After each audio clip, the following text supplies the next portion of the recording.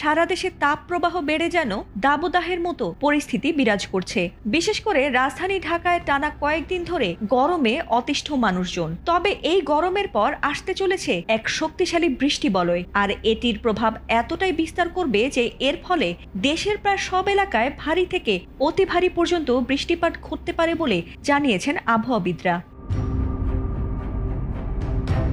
Bangladesh weather observation team BWOT তাদের এক বিজ্ঞপ্তিতে জানিয়েছে, দেশের দিকে দ্রুত ধেয়ে আসছে এক শক্তিশালী ক্রান্তীয় বৃষ্টিবলয় আখি, আর এটি এতটাই প্রভাবশালী যে এর প্রভাবে দেশের প্রায় সব এলাকায় ভারী থেকে অতি ভারী পর্যন্ত বৃষ্টিপাত ঘটতে পারে।